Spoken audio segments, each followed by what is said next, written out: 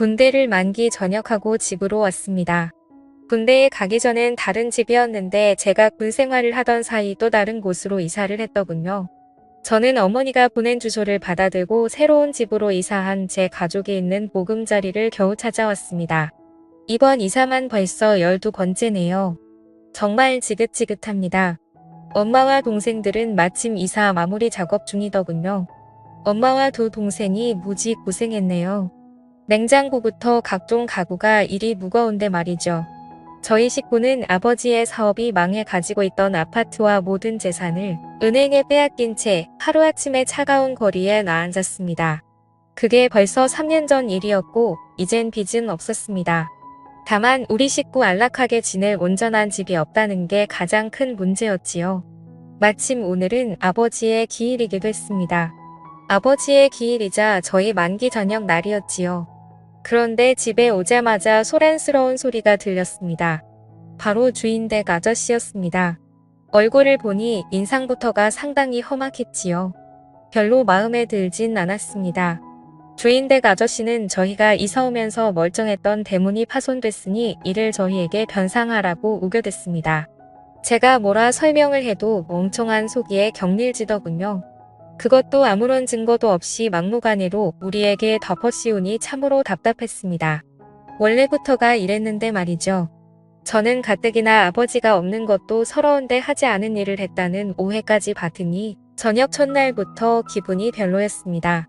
그래도 어쩌겠습니까? 저는 첫날부터 주인집과 마찰을 빚고 싶지 않아 변상하며 좋게 지내자던 어머니의 의견을 따르기로 했습니다. 그렇게 그 재수없는 집에서 한 달이 지났을까요? 어느 날 주인집 딸내미와 마주쳤습니다. 이곳 주인집 아저씨에게 저와 비슷한 나이를 가진 자식이 있었다는 사실을 저는 오늘 처음 알았습니다. 그런데 아버지를 닮아서 그런지 여자애가 상당히 기고만장하며 버릇이 없더군요. 세입자 주제에 왜 정문을 사용하냐며 혼잣말로 짜증을 내는 겁니다. 어쨌건 저는 그 후로 그 재수없는 여자애와 마주치기 싫어 뒤에 있는 작은 쪽문만 이용했습니다. 제 어머니와 동생들에게도 뒤쪽에 있는 쪽문을 사용하라고 신신당부했지요. 주인집 딸내미 성격이 보통이 아니라며 가진 흉은 다 보면서요. 마음 같아서는 제 앞주머니로 따끔히 교육하고 싶었으나 참았습니다. 주인집 딸내미 잘못 건드렸다가 무슨 사단이 일어날지 몰랐습니다. 그러던 어느 날이었습니다. 저는 그토록 들어가고 싶었던 대기업에 운이 좋게 취직하게 되었습니다.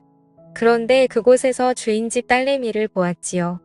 알고 보니 주인집 딸내미는 저와 입사 동기였습니다. 그 얼굴을 이곳 회사에서도 보니 참 흉한 것 같았죠. 얼굴을 이곳 회사에서도 보니 참으로 재수가 없었습니다.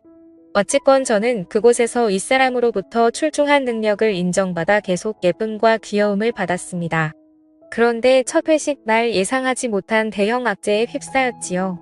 주인집 딸내미가 신입사원 환영식이자 첫 회식 자리에 모인 이곳에서 그것도 회사 사람들이 보는 앞에서 제가 자기네 집 세입자라며 저를 놀리듯 마구 까대는 겁니다. 그 일로 저를 보는 회사 사람들의 인식은 크게 달라지지 않았습니다. 요즘이 어떤 세상입니까? 저는 그게 부끄러운 일이라 여기지는 않았으니까요. 저만 당당하면 되죠. 단 저는 주인집 딸내미를 좋은 시선으로 볼 수가 없었습니다. 그래서 다음날 퇴근하던 길에 주인집 딸내미에게 어제 일을 사과하라며 집요하게 물고 늘어졌습니다. 사과하시죠. 제가 뭘 잘못했는데요. 정말 그쪽 아버지를 닮아 양심이라고는 조금도 없는 몹쓸 여자군요. 인성이 차마 이 정도일 줄은 몰랐습니다. 제 아버지를 왜 욕하세요? 진짜 쫓겨나고 싶으세요? 그 돈으로 갈 데도 없을 텐데. 능력이 안 되니 뒤에서 까는 거죠. 당신 같은 여자 많이 봤어.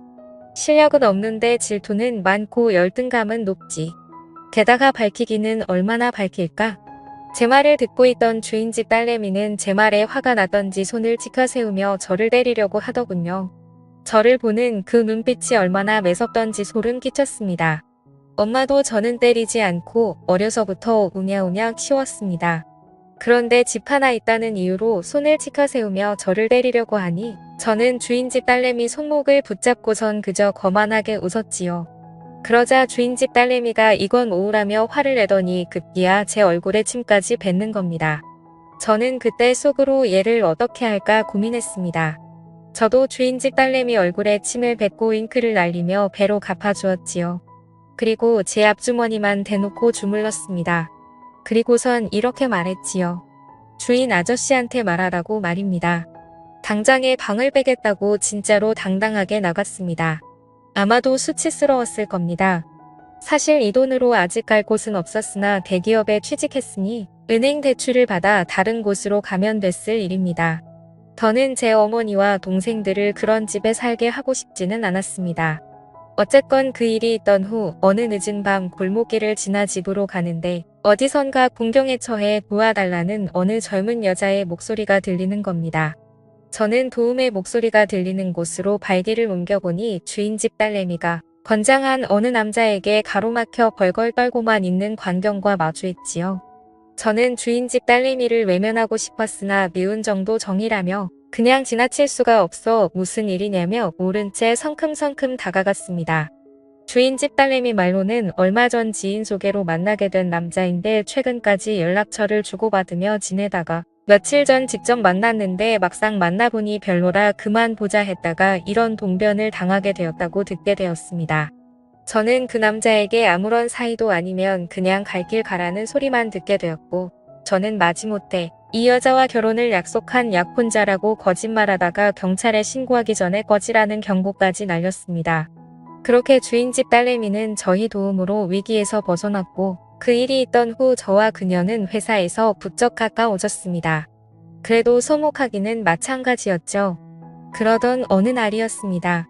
퇴근하려는데 굵은 소나기가 내리더군요. 주인집 딸내미는 우산을 챙겨왔는데 저는 우산이 없었습니다. 그래서 비가 그칠 때까지 기다렸다 가려는데 간 줄로만 알았던 주인집 딸내미가 저에게 다가와 우산이 크니 같이 쓰고 가자더군요. 저는 없는 살림에 돈을 아끼려고 우산 사는 것도 자제하려고 했었거든요. 어쨌건 저는 주인집 딸내미와 우산을 쓰고 지하철역까지 가는데 그래도 조금은 떨어져 걸었습니다. 그런데 자꾸만 한쪽이 비에 맞더군요. 주인집 딸내미도 한쪽이 젖기는 마찬가지였습니다. 그렇게 우리는 지하철역까지 간신히 왔습니다. 그런데 한쪽이 젖은 주인집 딸내미를 보니 은밀한 옷이 다 보이는 겁니다. 저는 낯뜨거워 시선을 자꾸만 내리는데 이런 저를 보며 주인집 딸내미가 웃더군요. 귀엽다면서요. 어쨌건 우리는 지하철을 타고 집으로 왔고 그 일이 있던 후 우리는 출근도 함께하고 퇴근도 함께하는 친구가 되었지요. 어쩌다 보니 그렇게 되었습니다. 그래도 주인집 딸과 세입자 아들이란 점은 변하지 않았습니다. 어느 날 주인집 딸내미가 술이나 한잔하자더군요. 그러면서 어느 정도 술이 들어가니 호프집에서 저에게 이러는 겁니다. 주인집 아저씨한테 우리 엄마만 욕먹지? 너 되게 비겁하다. 겨우 그런 일로? 그러는 넌 나 만날 수 있어? 너 나 처음부터 싫어했잖아. 아니야. 사실은 좋아했어. 좋아해서 그랬던 거야. 진짜야. 바보. 사실 너 같은 남자는 처음이야. 멋도 없는데 당당하고 자신감 있는 남자 말이야. 그러면서 주인집 딸내미가 뭔가 수줍은 듯 어필하는 시선을 보내네요. 저는 순간 고민했습니다. 저희 엄마가 주인집 딸내미를 되게 싫어했거든요. 그래도 엄마를 설득하면 될 리니 어쨌건 주인집 딸내미와 술을 연신 마셔대면서 술에 취해갔습니다.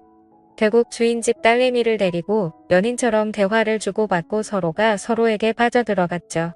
그날 이후에 저는 그곳에 살고 있는 주인집 딸내미와 또 우리는 어른들은 모르게 몰래 만남을 계속 이어갔고 급기야 서로가 좋아 결혼까지 약속하게 되었지요.